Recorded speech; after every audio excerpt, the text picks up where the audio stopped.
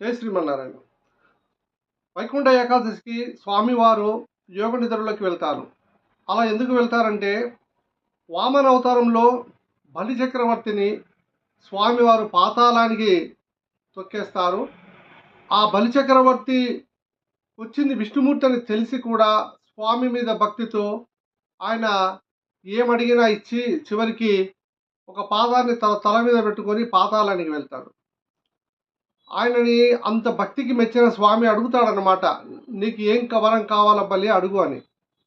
ఆయన అంటాడు, మీరు నాతోనే ఉండిపోవాలి స్వామి, నేను పాతాళంలో ఉన్న నువ్వు మాతోనే ఉండిపోవాలని వరం అడుగుతాడనమాట. ఆయన తదాస్తు అంటాడు. ఈ విషయం తెలిసిన అమ్మవారు లక్ష్మీదేవి బలి చక్రవర్తికి రాఖీ కట్టి ఒక వరం అడుగుతుంది, అది విష్ణుమూర్తిని తిరిగి ఇమ్మని.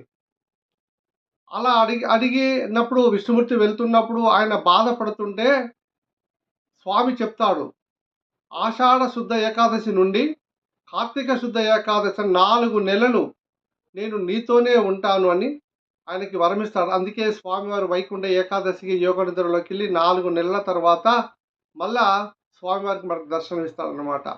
ఇది ఎంత కదా భక్తుడి గురించి, భగవంతుడు ఎంత భక్తుడే త్యాగాలు చేయటం కాదు, భగవంతుడు కూడా త్యాగాలు చేస్తాడు. జై శ్రీమన్నారాయణ.